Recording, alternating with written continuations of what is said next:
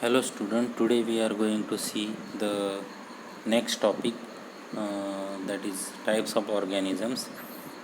Basically there are major two types of the organisms. First one is the unicellular and second one is the multicellular. Okay, last lecture we have seen the levels of the organisms, and the second topic is that is types of organisms.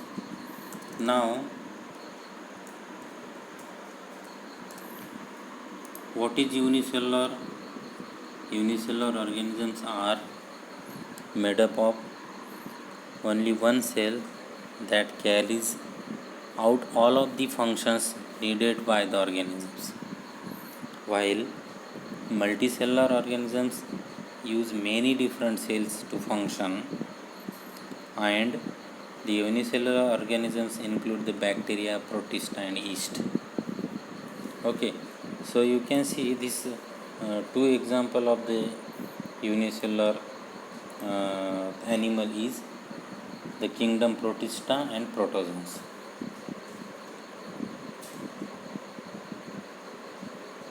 And the three major unicellular animals example is, that is prokaryotes or eukaryotes. First one is the bacteria, archaea, and unicellular fungi.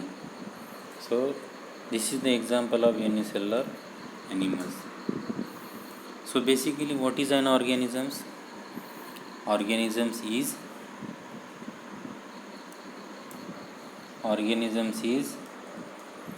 a one of the live on its own animals. When this animal they are live in the environment individually. For example, you can say the plant and animals, or a single celled life form, that is known as the organisms. So the first is there is the unicellular organisms. What is unicellular organisms? Unicellular organisms is made up of only one cell, and multicellular is the many cells. More than one cells made by the cells is known as the multicellular. These organisms are very small and need to be seen with a microscope. म्हणजे तुम्ही ज्यावेळेस unicellular animal आणि multicellular ॲनिमलची study कराल त्यावेळेस तुम्ही हे समजून घ्यायचं की मल्टीसेल्युलर ॲनिमल्स म्हणजे काय, की एकापेक्षा जास्त सेल्स ज्या ॲनिमल्समध्ये प्रेझेंट असतात किंवा ते it is made up of the many cells, त्याला आपण मल्टीसेल्युलर ॲनिमल्समध्ये. आणि युनिसेल्युलर म्हणजे काय, the organism is made up of only one cell. So unicellular common name is, that is microscopic organisms, microorganisms, and it is really small living things, that is unicellular. म्हणजे तुम्ही युनिसेल्युलरची study करता त्यावेळेस खूप minute जे animals आहेत ते animals ह्या unicellular ॲनिमल्समध्ये मोडतात. आता एक्झाम्पल जर बघितलं आपण तर युनिसेल्युलर ऑर्गॅनिझमचे एक्झाम्पल काय आहे. फर्स्ट आहे अमिबा. आता तुम्हाला माहिती आहे अमिबा काय आहे, आपण अगदी 12वीपासून अमिबाबद्दल शिकतो, 11वी-12वीपासून. आता अमिबा म्हणलं की आपल्या डोळ्यासमोर काय येते, single celled animals. Okay, and this single cell animals they are catches the food, moves about by extending the finger-like projections of protoplasm, and these amoebas are either free living in damp environment or parasitics. तुम्ही जर बघितलं तर हा एखाद्या डॅम्पमध्ये freely तो एक parasitic टाईपप्रमाणे तो आणि फिंगर टाईप्स त्याचे बॉडीला प्रेझेंट असते दिसते. आणि तुम्ही जर ॲमिबा जर शिकायला गेले तर ॲमिबामध्ये काय दिसते, फूड वॅक्युअल्स आहे, न्यूक्लियस आहे, एंडोप्लाझम आहे, प्लाझम आहे, कॉन्ट्रॅक्टाईल व्हॅक्युल्स आहे, सिडोपोडिया आहे आणि मेम्ब्रेन आहे. तर ह्या पूर्ण जे स्ट्रक्चर आहे या सेल स्ट्रक्चर्सनी हे तयार झालेले अमिबा आहे. मग अमिबा आपण शिकत असताना पहिल्यांदा आपण एक लक्षात ठेवलं पाहिजेत की amoeba is a single cell animals that catches the food and move about the extending the fingerling projections.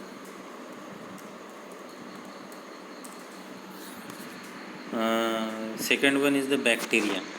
आता बॅक्टेरिया म्हणलं की काय, तुम्हाला माहीत आहे की बॅक्टेरिया, कोणताही बॅक्टेरिया हा सिंगल सेलच असतो आणि तो कुठेही आपल्याला पाहायला मिळतो, म्हणजे इकोसिस्टीम प्लॅनेट्सवर.